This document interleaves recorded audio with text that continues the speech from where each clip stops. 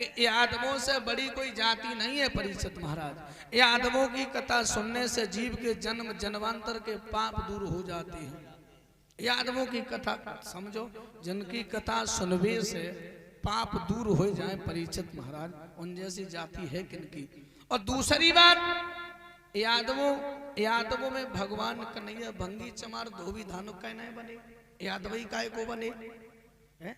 जब हमारे खुद के वंश में भगवान स्वयं जन्म लेकर के आए हैं तो समझो परीक्षित महाराज हमारे जैसी जाति है किनकी।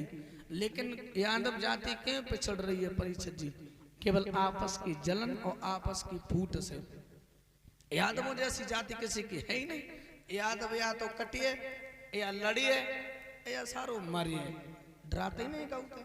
लेकिन अब तो जी हिजड़ा हुई है सारे जी, भैया भैया के पीछे परे मारे वे खेले। इनको 2 बीघा खेत हुए, अगर भैया कहो जी भैया भैया पे बंदूक तान दी, भैया को मार डाली, और तब तो जेल में डरे हैं। यादवों जैसी बंदूक सबसे बड़ी समस्या। अच्छा, हमें इतने लोग मेरी जलन वाले परीक्षित जी के मालूम, हम तो बक देते पई सबरी, और हमें तो बोले को तो सीधी मालूम परीक्षित जी हम अपनी मौत तो मरिए ना है। तो मुझे को हम खटिया को मरे सोना है, हमें कोई ना कोई सारो मारे कोई, तो हम जान हमें कोई ना कोई मारे तो हम काय को कहते डराए हैं? हमें कोई ना कोई तो मारे।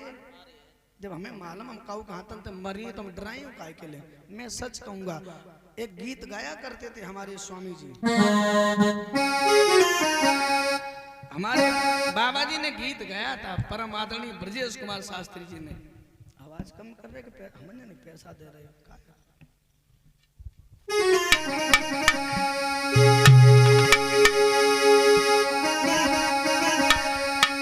यादवों के बारे में बताया कि चरित्र और आचार तुम्हारा और था मशहूर जमाने में, मगर आज यादव का गौरव लग रहे आप मिटाने में।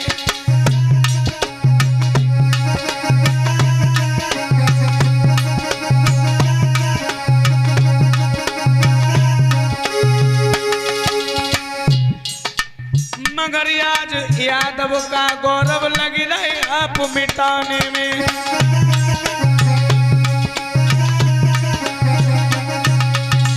परीक्षित महाराज, यादवों जैसी किसी की जाति नहीं है।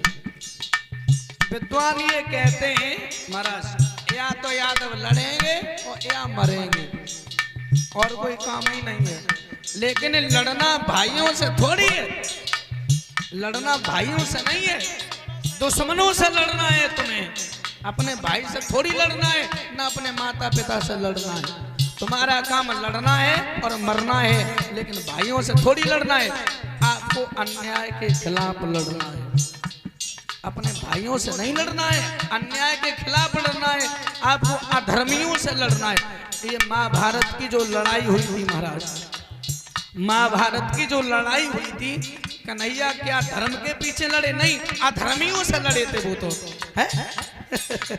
आपको अधर्मियों से लड़ना है, भाई से नहीं लड़ना है। एक चरित्र और आचार तुम्हारा और था मशहूर जमाने में, ए मगर याद यादव का गौरव लग रहा यार मिटाने में।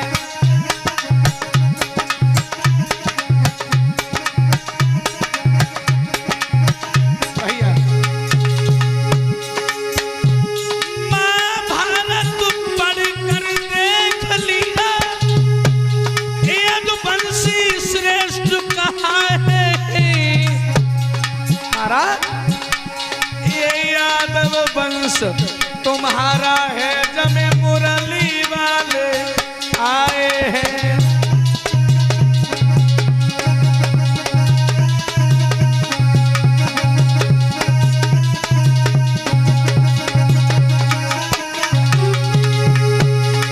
ये भैया एक कमी और है यादवों के अंदर महाराज। कौन सी? इस कमी का शिकार मैं भी हो रहा हूं, आप भी हो रहे हो, आप भी हो रहे हो। कौन सी? दुनिया वाले भूल गए, दुनिया वाले भूल गए, और वो कमरिया का, आपस में तुम चेर घोल रहे घोषियार कमरिया का।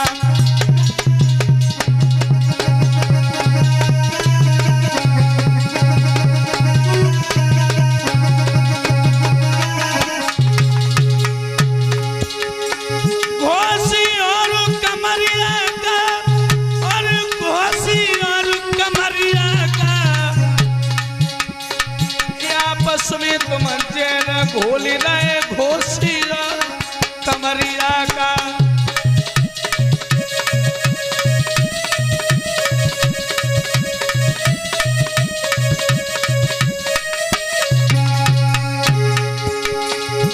ए भैया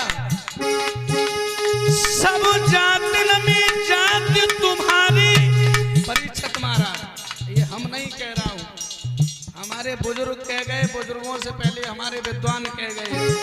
सब जातिन में जात तुम्हारी यादव अभी नगीना है, यादव जाति पे भेद करे सारो कुत्ता और कमीना है।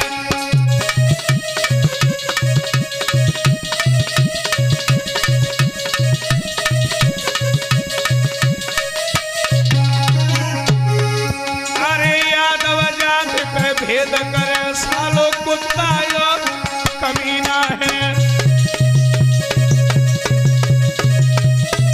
ए भैया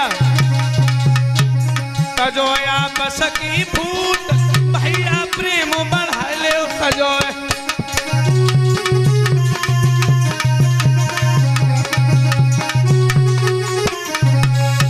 याद रहे लोगों, यादवों जैसी किसी की जाति नहीं, लेकिन आपस की जलन आपस की फूट बर्बाद कर रहे। लेकिन अब तो सुधरन लगे, जूता लगे अब सुधरन लगे सब। और का अगर यादव सब एक ना होते महाराज तो का साइकिल की झंडी मेरी गाड़ी पे थोड़ी होती। मैनपुरी जीत गई, का चिंता है। याद रहे लोगों, आपस की जलन परीक्षित महाराज, आपस की फूट घर को, परिवार को, गांव को बर्बाद कर देती है। जब रावण अंतिम सांस ले रहा था, जी हमारे गुरुदेव जी ने भी आप लोगों को बताई है कि रावण जब अंतिम